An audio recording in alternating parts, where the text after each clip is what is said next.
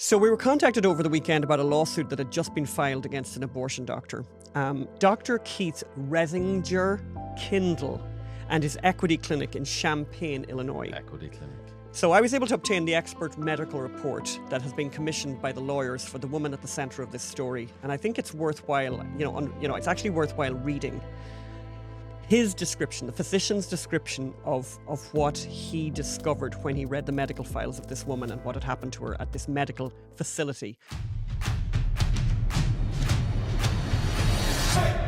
Hello, I'm Phelim McAleer. And I'm Anne McElhenney, and welcome to the Anne and Phelim Scoop. Yes, so for all those new subscribers, we've just hit 30,000 subscribers. Thank you so much. This is very exciting. We're over 30,000 subscribers, actually. Just to introduce yourselves, we're investigative journalists exposing the truth about topics that the mainstream media don't cover. We're the Unreported Story Society. We bring you the truth about abortion. We've done the Gosnell podcast, the Gosnell movie. We bring you the truth about the Me Too movement. We've done the Weinstein podcast and the Kevin Spacey podcast. We tackle government corruption at home and abroad. And we do these wonderful podcasts, this weekly show, the Anne and Phelim Scoop. And we bring other special podcast series. And hey, we also produce movies and plays. So, the death of Woke and Snow White. Yes. The poison apple. Who that is killed the her. least fairest of them all? Yes. Rachel Ziegler. We'll look at how she's killed a much beloved franchise. And where is the next Shakespeare? We will never know. We will reveal how you'll never know the next Shakespeare, because DEI is ending the white male writer before their career even begins. And we have always said that Gosnell was very unlikely to be an outlier. We bring you a very disturbing abortion story that's just broken over the weekend, and we have a very good inside track on this story from Illinois. We'll bring you that. And it's not for the faint of heart, but I would really urge people to hang on to the end. If you don't think you're up for it, you're probably not up for it, but I would suggest you wait and listen at the end, because it is actually extremely important and extremely disturbing. And talking of the death of the great white writer, we're actually looking at how Hollywood is okay with race shifting when it blames white people for the crimes of black people. So we'll be looking at that. There's more death of Woke that has broken over the weekend. Rachel Ziegler, who basically killed the Snow White franchise. The movie is tanking. That's misrepresenting. It's misrepresenting tanks. It's misrepresenting tanking. Yes. She's bringing tanking to a new level where the word tanking and the whole phrase tanking actually doesn't cover what she's done. She has exploded, imploded, destroyed a franchise single-handedly through wokeism. Yes. Just through the words. Let me tell you, so Snow White has taken $43 million. Which, by the way, to many people listening will think, wow, brilliant, right? However, it's the poorest performing live-action remake of a Disney movie. Full stop. Ever. Basically. I think the budget, Phelim, you can correct me, I think the production budget was just short of 300 million. Am I right about that? There's different figures, 250, 270. 270 seems to be the one that most of the industry is going with. So people need to understand, in the industry, if you make a movie for 270, by the way, another unionized industry where making a movie costs 270 million, it shouldn't cost that much, but that's a different story.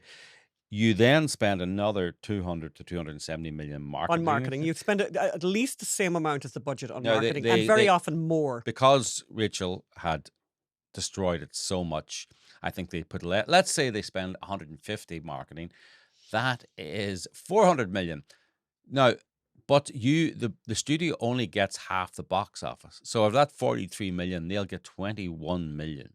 And that's a long way between 21 million and 400 million. And I know there's weeks to come yet, but let's look at how Rachel actually did destroy. It was a one-woman campaign to destroy the franchise. She attacked the original movie. She attacked Prince Charming. She made it about a boss girl movie. Let's hear her. Off you go, Rachel. Let's hear her in her own words. Destroy the franchise. Rachel. Take it away, Rachel.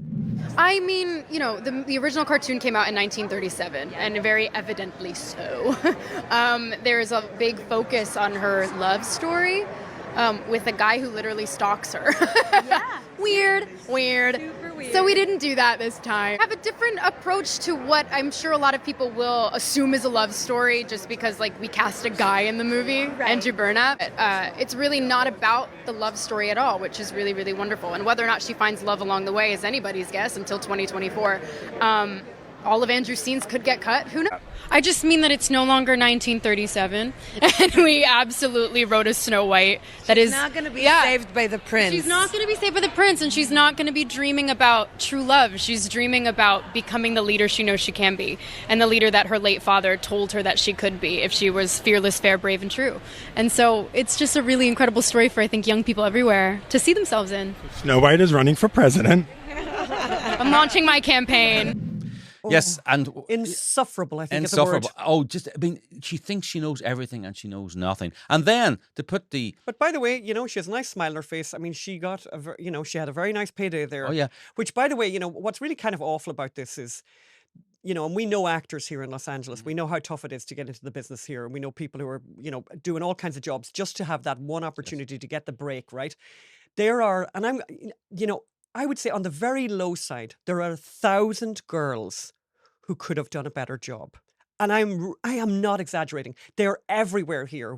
I Phelan makes the joke about me at one of the productions we had where we were in a building and I was staying outside kind of monitoring food for the cast, and I saw people who were auditioning for a tiny role in a Dateline show. Yes. And my heart was breaking, by the way, because you could see what they had done. You would see that they'd put out a call for a very specific kind of person. And I can tell you then that literally 100 of that very specific Who all looked the same. body type arrived, and they were practicing and there was like, these were grown men. They were like this African-American grown men. And they were there working on their lines and trying things. And it was so sad. Yep. Each of them to me looked great. Everyone looked great. They sounded great. And you thought, and it's like, one of them is going to get the job and the other 99 have to walk away. So in this case, with a story as big as this, with a potential, you know, life-changing role that this would be, there is an enormous number of women and girls who would have loved that role. And they would have given no trouble to Disney, by the way. That has said, this is fabulous. You want me to say this? I'll say that. I mean, I stopped. We've done movies now. We've done several movies. My Son Hunter, Gosnell. We've done plays. October 7, FBI Lovebirds. I've stopped going to the auditions because I want to hire everyone. I mean, so many of the actors are so talented, and the difference between them is this small. And and it's just a whim. It's, you know, obviously there's certain things casting directors know that I don't know, but I'll tell you, there's a lot of very talented people out there, Rachel, and you played stupid woke games and you won a stupid woke prize, including a box office bomb with your name on it. Well, it's not. It's very unfair, by the way. I didn't mention too. Sorry, it's very unfair on Gal Gadot, by the way, who's fabulous, of course, and who hasn't said a word negative about the franchise, and was obviously grateful to get the role. So, but also, I didn't mention Rachel Ziegler. After all that video, she wrote something about the movie, and at the end of this thing, wrote "Free Palestine." You know how ignorant towards her co-star is really Gal Gadot after October 7th. Completely self-centered, doesn't care about the movie, doesn't care about her co-star, only cares about herself. So, well done, Rachel. I mean, by the way, and also, I mean, it was kind of ludicrous. Who is the fair? Oh, by the way, apparently it's a socialist movie as well. Who is the fairest of them all is now about who is the nicest person to the people of the kingdom. And nice in New Disney means social justice warrior. Who is the DEI activist? So talking about DEI, you know, it's black. Imagine a movie or a TV series where you switch the race. Well, we know Bridgerton, for example, has all these, which is set in Regency times, suddenly has all these black actors. We've been at plays recently where there's a black actor playing a Nazi. But Netflix has done that. They have but they've done it in reverse. So there's a new English TV series, and some woman in America, it's big in America at the moment, called Adolescence. I met someone at the weekend saying, "Have you seen this new TV series, Adolescence?" It's about a young boy arrested for murdering his classmate. The British Prime Minister, Keir Starmer, has said everyone should watch it to understand the dangers of toxic white male masculinity. So Adolescence, the Netflix series, features a white 13-year-old boy who stabs a classmate. Very dramatic. The producer said it was based on a true story. How shocking. However, co-writer Stephen Graham was speaking to the Radio Times about the inspiration. There was a young girl in South London who was stabbed to death at a bus stop. And that would be Elaine Andam, who was stabbed by 17-year-old Hassan Santamu, Santamu. right? And then there's another killing by 17-year-old Axel Rudkubana, who stabbed 3 girls to death at a Taylor Swift-themed dance party. So now, do you spot any difference there, Anne, between the true story and the drama? Yes, you're right. They race swapped the perpetrator. They race swapped the Yes. perpetrator. So we know the killer in the true stories were black and from immigrant backgrounds. The killer in the drama, based on this true story, was suddenly white. And the British Prime Minister saw no problem with this because it's open season on young white males. Oh, and by the way, keep in mind the character in Adolescence, Jamie, is a 13-year-old. Now, let's pull up 2 pictures of the teenagers who actually did the killings. As you can see, they're young males. They're young men, actually. They're not teenagers. Yeah. And there's the character, Jamie, who plays it in the TV series. It's vile, actually. It's vile. You know, it's very interesting. So there's new polling data on the last election in America out. And to show you how much Kamala lost young white men, young men, actually. You remember the GOP, the Republican Party, used to be the party of old white men. That's right. Yeah. Yeah, and Fox The News. the country club crowd. Yes, but also we always heard Fox News is going to lose its audience because they're all dying off.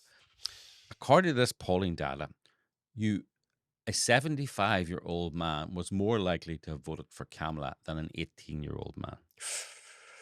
Not nice. She won the 75-year-old male category and the lost very the appealing 75-year-old male and category. lost the 18-year-old male category. And this is why she did it, because they're tired of leftists and progressives calling them a dangerous society.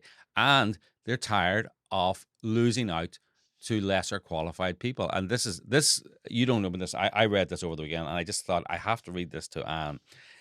It's an article in Compact magazine by Jacob Savage. And it's about the decline of it's called The Vanishing White Male Writer. And listen to this. It's easy enough to trace the decline of young white men in American letters. Just browse the New York Times notable fiction list in 2012. The Times included 7 American men under the age of 43. 7. In 2013, there were 6. In 2014, there were 6. And then the doors shut. In 2021, there was not one white male millennial on the notable fiction list. There were none again in 2022, 1 apiece in 23-24. There were no white male millennials featured in Vulture's 2024 year-end fiction list, none in Vanity Fair's, and none in the Atlantic's. Esquire, a magazine ostensibly geared towards male millennials, has featured 53 millennial fiction writers on its year-end book list since 2020. Only one was a white American man. So the literary pipeline for white men has effectively shut down. It just gets worse and worse. Between 2001 and 2011, 6 white men won the New York Public Library's Young Lions Prize for debut fiction. Since 2020, not a single white man has even been nominated. Since 2020, so 5 years, in the last 5 years. Hasn't even been nominated. I mean, it goes on. The past decade has seen 70 finalists for the Center for Fiction's first novel prize, with again not a single straight male millennial man. So, I mean, the Wallace Stenger Fellowship at Stanford, a launching pad for young writers, currently has 0 male fiction and poetry fellows. Of the 25 fiction fellows since 2020, just one was a white man. Perhaps most astonishingly, not a single white American man born after 1984 has published a work of literary fiction in the New Yorker. At least 24 and probably closer to 30 younger millennials have been published in total. Wow. So not 1 out of 30. So the New Yorker is the place where young writers, cut their bones and become famous now. But not one. Not one writer born after 1984 has featured in the New Yorker. So that's just why Kamala lost 18-year-old men. And she lost 18-year-old men. This is just. That's amazing. This is writers. This is actors. This is screenplays, but it's also, it pervades this anti-white, young white men pervades the culture. They're seen as a danger, and eventually, you get tired of get hitting over the head, and eventually just say, "Screw this! I'm going to vote for the other person who doesn't hate me." Yeah. It's a low bar. He doesn't hate me. She does. I'll vote for him. Eventually, everyone gets tired of getting hit in the head with a hammer. Yes. Apparently, this is a phrase actually a friend of ours used to say. So we were contacted over the weekend about a lawsuit that had just been filed against an abortion doctor. Dr. Keith Reisinger-Kindle and his Equity Clinic in Champaign, Illinois. Equity Clinic. So I was able to obtain the expert medical report that has been commissioned by the lawyers for the woman at the centre of this story. And I think it's worthwhile, it's actually worthwhile reading his description, the physician's description of what he discovered when he read the medical files of this woman and what had happened to her at this medical facility in Champaign, Illinois. And I, forgive me, but I think it's worth reading almost all of this. So the physician has written, "At your request, I have reviewed a series of medical records documenting care received relating to an abortion in April 2023. I'm a board-certified obstetrician gynecologist with over 35 years of clinical practice experience that includes performing over 1,000 first and second trimester abortions, including 120 suction D&E procedures up to 24 weeks. So this is the guy who's giving the expert testimony. That is the procedure. So the D&E procedure is up to 24 weeks gestation. That is the issue in this case. I am currently licensed to practice medicine in the state of Arizona and serve as an adjunct professor of obstetrics and gynecology at an osteopathic medical school." So Jane Doe, so the woman's identity has been removed, obviously, for this case to hide her identity, for her privacy. Jane Doe presented at the Equity Clinic, which is located in Champaign, Illinois, on the 1st of April, seeking an abortion. That's the 1st of April 2023. Her previous obstetrical history included 4 full-term deliveries and 1 spontaneous abortion. She'd had a miscarriage. Her gestational age at the time was 22 weeks and 2 days. And for everyone to just understand that is almost 6 months pregnant. She was almost 6 months pregnant when she presented for the abortion in Illinois. She was counselled and scheduled for D&E, a dilation and evacuation abortion procedure, the following day. She was seen by Dr. Keith Reisinger-Kindle and signed a consent form that lists possible complications and all of that. Dr. Kindle, I'm skipping over some parts of this. The details that are not important. He placed the dilators inside her cervix, and then she came back the next day for her abortion. The notes state that she had no issue the night before. She was brought to the procedure room at 10:18 in the morning and given conscious sedation at 10:29. Dr. Kindle's notes state that a uterine exam was performed to confirm the size and shape. The uterus, whatever, the cervical dilators were removed, and all of that. And then the uterine contents were evacuated with a combination of suction and the use of a suffer clamp under ultrasound guidance. His notes state that a final pass with a suction curette confirmed that the uterus was empty. She was treated with this, that, and the other thing, and she went home. The record states the products of conception were visibly inspected and confirmed to be complete. And this is something, by the way, that has come up with us before when we were doing the Gosnell case. And the details are, it's important people understand this, that in an abortion, what they suction out has to be gone through with a sieve. So that they find all the parts of the baby and put them back together again to make sure that they got all the bits. Because what happens if they don't get all the bits? It would make a person very, very sick. Yes. So she was discharged without incident. And again, just remember, products of conception were visually inspected and confirmed to be complete. Products of conception, parts of the baby. Parts of the baby. Yes. The patient, 6-month-old baby.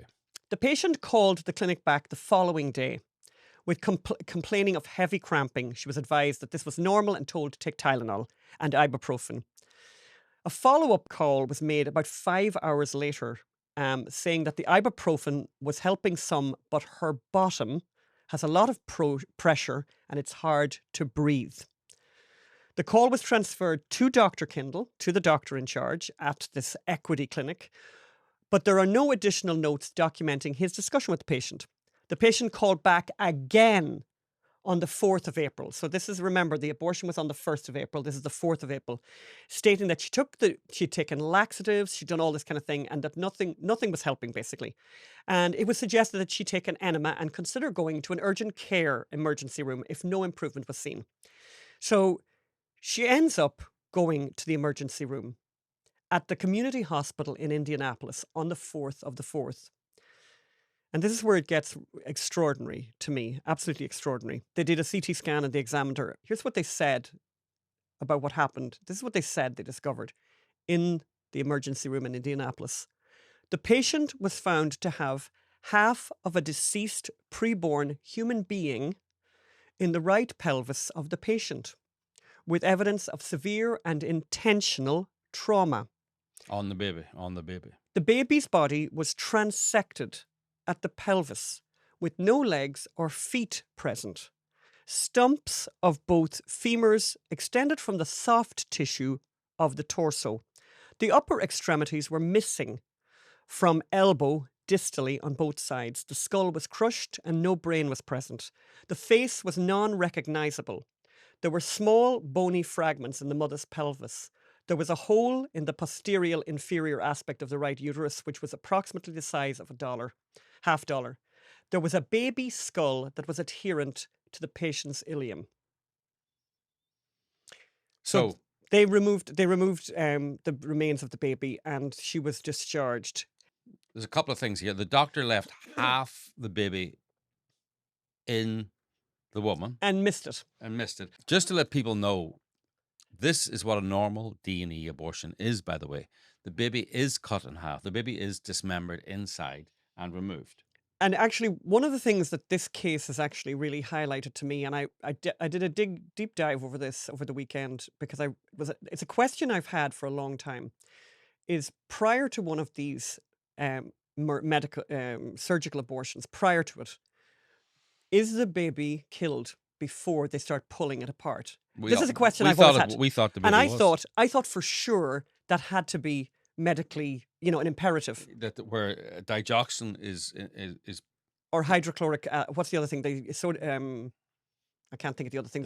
where poison is basically injected into the baby's heart in the uterus, and the baby is dead, and then it's dismembered. And then it's dismembered. So it turns out, and I've done a deep dive on this, that's not necessary. It's not necessary at all to do that medically. So It's in not this sorry, case- not necessary. It's not mandatory. It's also. not mandatory, actually. Very good point. And in this case, and again, I've done a deep dive into this case over the weekend. In this case, this baby, which was 6-month-old baby. So people out there who are pregnant with 6-month-old babies, they know exactly what that feels like, right? So this 6-month-old baby was pulled apart without being killed in advance. And it was killed. What killed the baby was being pulled apart. Pulled apart. That's what killed the baby. There's a couple. This story. There's a lot of details to this that are important, I think, to mention. Subsequent to this woman's life being saved by the people in Indianapolis, she phoned. By the way, she phoned Dr. Kindle, and there's a whole lot of social equity, social. well, justice I'm going to doctor. get into his, his whole modus operandi. But she phoned him, and one of the things she asked. This is on the 4th of April. One of the things she asked, what could he tell her what the sex of the baby was? I mean, I just found the minute I read that, I was like, oh God, I was brought right back into the Gosnell case, because in the Gosnell case, we knew of one of the women who had gone there, and she had that question. She had asked that question because it just shows the kind of, how her brain was working. And she asked that, and he said to her, I'll go and check. I'm going to recheck. And when he said that, and this is in the notes, by the way, from the physician who was giving advice in this case, he knew he was lying, because they had already disposed of the remains at that point. Mhm. So, but he basically was sort of, I suppose, humouring her, but which added further distress when she was explained afterwards that in fact he wouldn't have had an idea, Yeah. by the way. Other details, I mean, it's the case is absolutely extraordinary. What's interesting is that this case may well end up in a court of law, and we'll get even more details yet. What's his name? Mr. Kindle. Dr. Kindle. Dr. Reisinger-Kindle. Who is he, and how? What do we know about him? And Well, how do we know it? Well, it's interesting, actually, because literally not that many days after this abortion, actually, the Chicago Tribune did a whole feature on him. But before the story broke. Well before the story broke. But basically, in 2024, they did a whole feature, and it was kind of, what's happening post-Roe in the world. And they featured Dr. Reisinger-Kindle. And in fact, there's a photograph of him. There's the photograph of him there, actually.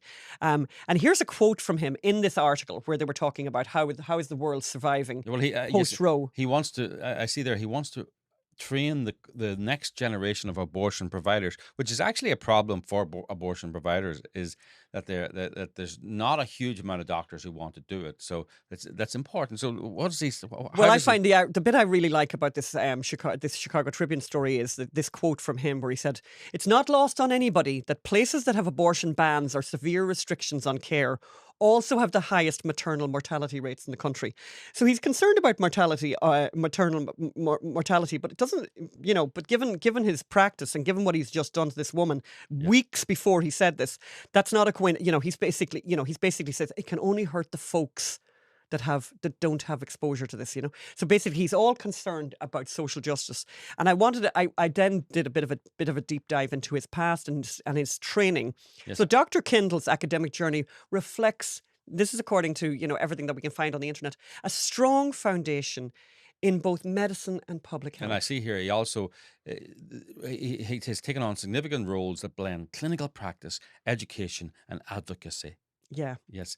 So he really cares about the poor The people. Equity Clinic, and the Equity Clinic, he was the founder of the Equity Clinic. In 2023, he established Equity Clinic in Champaign, Illinois, motivated by the post-Roe v. Wade surge in demand for abortion services in the Midwest. Will you hear this, though? The clinic provides medication abortions up to 10 weeks and surgical abortions up to 25 weeks and 6 days. Alongside... So 26 weeks. 26 weeks, which is 4 4s, 4 6s, or 24... 6.5 months. Alongside contraception and family planning with a mission to serve underserved populations. And I happen to know, because I was contacted by somebody over the weekend who has a very intimate knowledge of this case. This woman is an African-American, by the way. This woman who is at the centre, the victim at the centre of this story. He wants to reduce healthcare disparities. So tell me more about Dr. Reisinger-Kindle. Well, according to his online CV, he specialises in reproductive health care. He has expertise in abortion care, contraception and complex family planning with a focus on accessibility for marginalised groups. He's also a particular thing of his is that he focuses on LGBTQ plus health because he is a queer identifying physician. He prioritises inclusive care, ensuring that Equity Clinic staff are trained in anti-heterosexism, first time I've ever seen that, by the way, and anti-transphobia practices. Right. So he's also, by the way, health equity is another thing for him. His research and clinical work target race and gender-based disparities, particularly in maternal morbidity and mortality. So his research and clinical work target race and gender-based disparities, particularly in maternal morbidity and mortality, except in practice, he leaves half of babies inside women of colour. It's almost impossible to comprehend what happened in this case, and we're going to follow it. It's interesting. As I said, I was looking at this guy's CV online and looking at his history. He has had one malpractice suit in the past that was settled outside of court in 2022. But I think the other thing that I did want to mention to you, Phil, which I think is interesting, is that he divides his time. You know the way Phelim's always talking about wanting to divide his time. He wants to be, he's Phelim McAleer is a writer. He divides his time. Well, Dr. Kindle divides his time. So Dr. Kindle, according to what I'm finding, basically works all the time and spends his weekends. He spends his weekends in Champaign, Illinois, doing these surgeries. And I want to just mention something, because according to himself, he's all about equity. He's all about poor communities and underserved communities. And it just struck me, and I checked it out, and I'm bringing that information to you because I think it's important, that the Equity Clinic in Champaign, Illinois, could be a 501c3. Could be a not-for-profit. It could be a not-for-profit. It could, without any doubt at all, it could totally be a not-for-profit. However, it's not a not-for-profit, it's a for-profit. And I'm just thinking, he was motivated after Roe to go and open this clinic. Oh, I bet you were motivated to open the clinic. And it sounds to me like, we'll hear this, and it'll be interesting. It'll be interesting when the case comes to trial, by the way, because obviously what's happening here, to my laywoman's eyes, is he was so busy. They were so busy doing what they do that they missed the baby, basically. Yes, it's a factory, and his response to, I suppose, abortion was it outlawed in Ohio? Is that right? Was that what happened? In Indiana. His response to abortion being outlawed in Indiana was to profit off that and open a clinic just over the border and do thousands and thousands of abortions for lots of money and be so busy. And by the way, that's what Gosnell did as well. Remember, Gosnell worked weekends at Delaware. Right, right. In fact, Gosnell was coming from his weekend job at Delaware the night he was arrested. Yeah, So yeah, that's he, how we ended up owning 7 houses. So it's big business. This is very big business. So this story broke, by the way, on Sunday in the Kansas City Star. One detail from the Kansas story that I thought was interesting was the journalist was able to speak to the people at the Indianapolis emergency where this woman presented. And the man who was there, who has worked in surgery for 30 years, said it's the worst thing he's ever seen. Like, they couldn't believe the state of this woman. And I just think when you read the details of the story, and I know there's a lot of details, but you realize she made these frantic phone calls over and over and over again to this guy who apparently advertises himself as super caring, right? yes, for He women didn't of color. he didn't ask her to come in. He didn't bring her in. He didn't just recommend she goes to an emergency room. He not didn't. until the last minute, basically. Ibuprofen, Tylenol. Anyway, it's an extraordinary case, and the parallels with Gosnell are unbelievable. And I have to say, when we spent as much time as we spent on Gosnell, one of the big criticisms of us when we were doing the Gosnell case was, oh, he's an outlier. This couldn't possibly, this is an outlier. It's very, and we said at the time, and we stick with that story. Of course, it's not an outlier. Of course, it's the Wild West out there. This is a very unregulated, very, you've got, it's the Wild West, and there's people out there trying to make a fortune out of the misery of others.